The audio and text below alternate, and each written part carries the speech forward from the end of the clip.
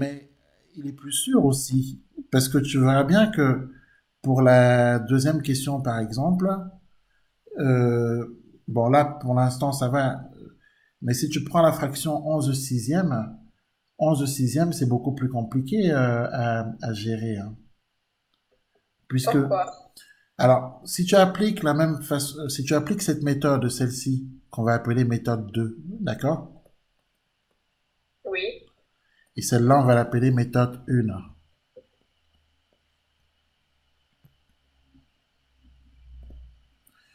La méthode 1, elle est plus efficace, hein, en vérité. Bah, ça me donne un beau résultat. Je l'ai fait, ça me donne 3,36, 1. Oui, mais ce que je veux dire, c'est que si tu prends par exemple le petit c, tu vois le petit c là de l'exercice numéro 20, d'accord? Oui. Le petit c. Le petit c, la Oui. fraction, c'est 11 sur 6, hein, Oui, n'est-ce bah, c'est ce pas? que j'ai fait. Voilà. Mais si tu prends ta calculatrice et que tu fais 11 divisé par 6, tu vas être embêté, hein. Alors, fais-le, tu verras bien. Fais Bah, 11, fais je 11 l'ai divisé fait. par 6, hein. Bah, ça fait 1, 8, 3, 3, 3, 3, 3, Ah, 3, t'as vu 3. tous les nombres qu'on a après la virgule? Bah oui. Bon, alors ça nous pose un problème, hein. Donc, si on applique la méthode 2 avec ça, on va pas s'en sortir. Bah non, je l'ai fait, ça m'a donné le bon résultat. En faisant comment? Bah, en tapant, j'ai tapé 1,8, 3, ah mince, non, j'ai tapé 1,8333, mais j'ai tapé que 4,3. T'as pas le droit de faire ça. C'est interdit, ça. Bah oui, mais ça me donne le bon Oui, résultat. mais c'est interdit. Tu n'as pas le droit de travailler avec ces valeurs décimales. Euh, tu peux pas travailler avec ça parce que les décimales sont infinies. En vérité, les 3, il y a des milliards de 3. D'accord? Oui. Il y a des milliards de 3. Donc, tu peux pas travailler avec ça. Donc, pour Oui, le, mais à partir du moment où ça me donne un bon résultat non, et mais que je pourquoi justement, je pourrais pas m'en servir? non, on peut pas. On peut pas, justement. Ta prof en classe, elle a fait comment? Elle n'a pas utilisé un virgule 8, 3, 3, 3, 3, 3, 3, 3. Elle n'a pas fait ça. Bah, je sais pas. Non, on peut pas faire comme ça. Bah, en fait, moi j'ai fait comme ça chez moi et après on a corrigé les exercices. Nous avons corrigé les exercices à la maison Oui. et nous avons corrigé les exercices en classe. Et en classe, bah, j'avais le bon résultat. Alors, moi, je te donne la méthode qui convient. On peut pas utiliser pour la question C 11 divisé par 6 en écrivant 1,83333. Pourquoi? Parce que le nombre de 83333 ne s'arrête pas. Donc à partir du moment où ça s'arrête pas, on peut pas utiliser ça. D'accord? Bon. Oui, Donc du coup, ce qu'il faut faire, puisqu'on peut pas utiliser ça, c'est de prendre 11 sixième, d'accord? Et de le passer au carré tout simplement. Tout simplement, et ça nous donne tout simplement 11 au carré pour le numérateur et 6 au carré pour le dénominateur. C'est tout, hein. Sachant que 11 au carré, c'est 121, c'est 11 fois 11, c'est 121. Et 6 au carré, c'est 6 fois 6, 36, donc c'est 121 sur 36. Voilà le résultat. C'est comme ça qu'il faut le faire. bah oui, mais il y a plusieurs façons en fait de le faire. Non, là, c'est la seule façon de faire. Alors, tu peux faire ça et tu vas demander à ta prof à l'école, ok? Fais ça comme ça et tu dis à ta prof, madame, est-ce qu'il y a une autre façon de faire? Tu verras qu'elle va te dire non. Bah, à partir du moment où j'ai le bon résultat, je vois pas pourquoi je pourrais pas faire de la façon que je veux. Alors, demande à ta prof, comme je t'ai Oui. dit, si entre cette façon qu'on vient d'écrire et celle que tu as écrite avant, quelle est celle qu'il faut appliquer et tu écouteras sa réponse, hein. D'accord? Oui. Pose, pose-lui la question. Mais je parie qu'elle te dira que c'est cette méthode qu'il faut appliquer. Tu verras bien. Pose-lui la question, tu verras bien. OK? D'accord. Voilà. Donc ensuite,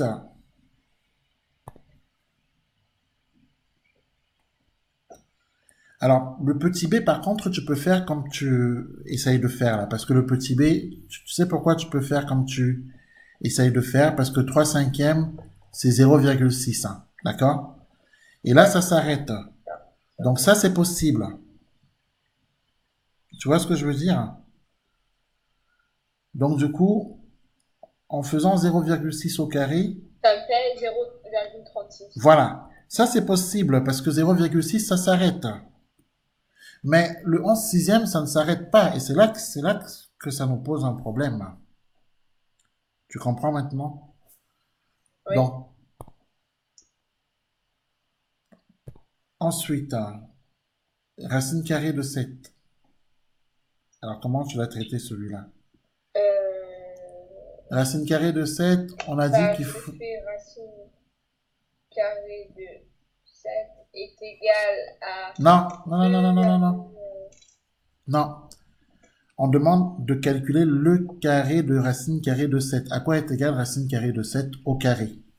C'est égal à... Rappelle-toi plus haut. Regarde, je te ramène plus haut ce qu'on a fait tout à l'heure. N'est-ce pas qu'on avait écrit à quoi sont égales les racines carrées au carré? Alors, racine carrée de 3 au carré est égal à 4. Donc, racine carrée de 7 au carré, c'est égal à... Oui. À...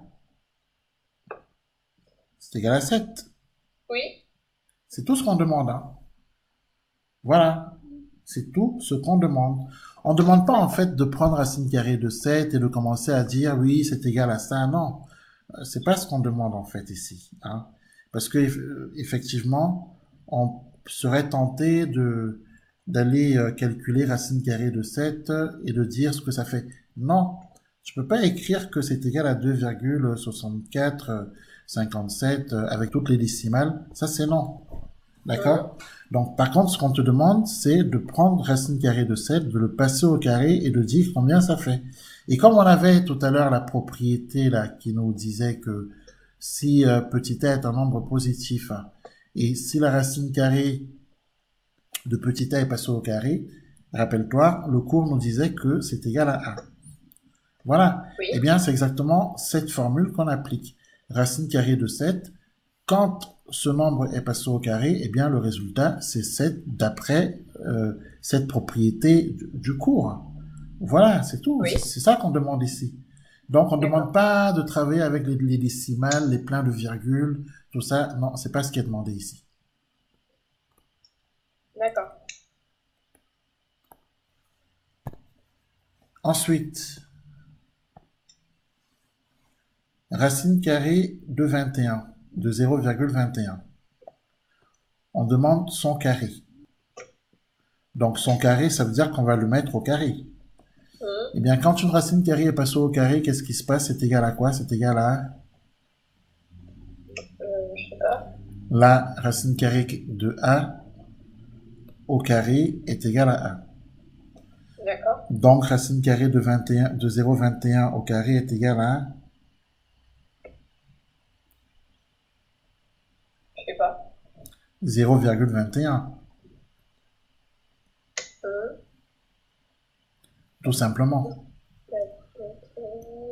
Ben, rappelle-toi, on avait dit que racine carrée de 5 au carré est égale à 5, hein, tu te rappelles? Oui. Oui. Racine carrée de 6 au carré est égale à 6. Hein. Oui. Tu te rappelles de ça? Donc, c'est valable pour toutes les racines carrées. Racine carrée de 0,21 au carré, bah, c'est comme les autres, c'est égal à 0,21. Oui. Bon, ben voilà, c'est tout. D'accord. Est-ce que là, maintenant, tu as compris? Oui. Donc voilà pour l'exercice, les exercices 19 et 20. Donc après, alors tu as bien lu la question. La question, c'est important, il faut bien lire les questions. Donner le carré de chaque nombre. Donc, on prend les nombres, on les met au carré et on donne le résultat. C'est ce qu'on nous demandait pour les exercices 19 et 20. Et maintenant, pour l'exercice 21, la question change, les exercices 21 et 22. On nous demande de donner la racine carrée de chaque nombre. Donc, je prends le nombre, je prends le nombre et je donne sa racine carrée. D'accord? Donc, c'est ce qu'on va faire.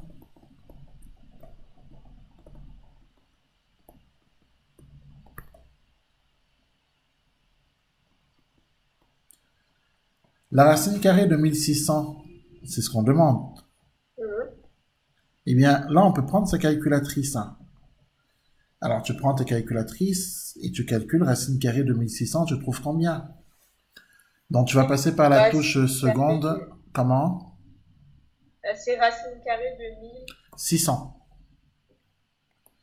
Racine carrée de 1600 qu'on peut écrire ici. est égal 40. Voilà, tout à fait. C'est égal à 40. D'accord?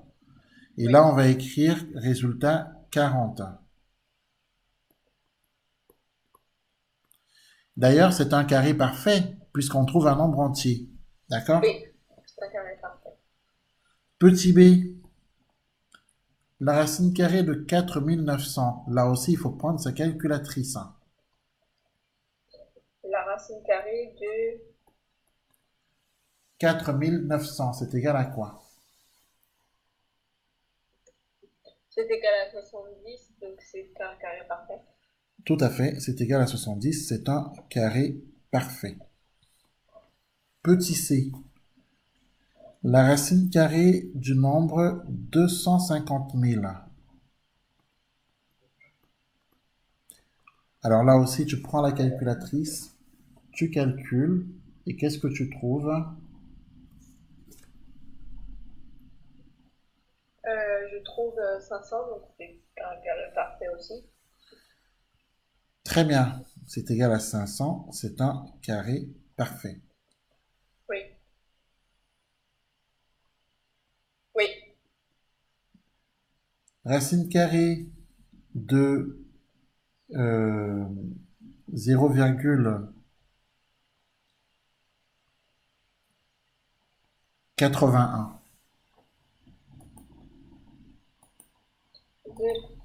Alors, 0,81 est égal à 0,9. Très bien, le résultat c'est 0,9. Oui. D'accord?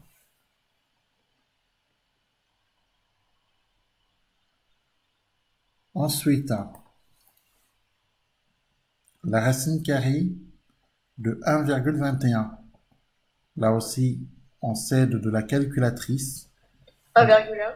Voilà, on doit toujours s'aider de la calculatrice pour calculer nos racines carrées, hein, bien entendu. OK? Oui.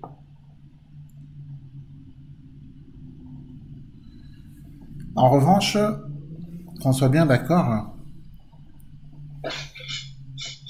Oui. ces deux racines carrées ne sont pas des racines carrées, ne sont pas des carrés parfaits, hein. Les carrés parfaits, le résultat est un nombre entier. Oui. D'accord? Oui. Or ici, pour les deux dernières, le résultat n'est pas entier. Oui. D'accord? Oui. Voilà. N'oublions pas qu'en mathématiques, un carré parfait, d'accord, est le carré d'un entier. Oui. C'est ça la définition d'un carré parfait. On peut l'écrire, hein. Un carré parfait est le carré d'un entier.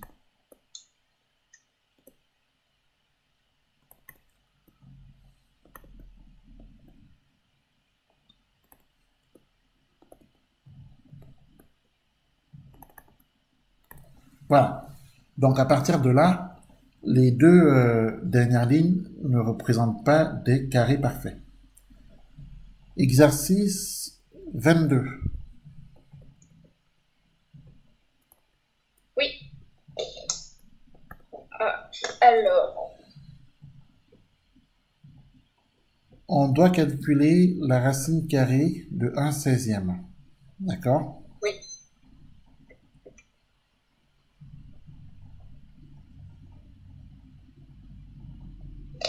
Euh, Alors il faut savoir que, je t'explique, pour les fractions, de façon générale, Ça donne 3,96. alors attends, parce qu'on va pas faire tout à fait comme ça. Ah, Il faut savoir que de façon générale, quand tu as la racine carrée de A divisée par la racine carrée de B, d'accord? oui. Donc il faudrait que A et B soient positifs. Oui.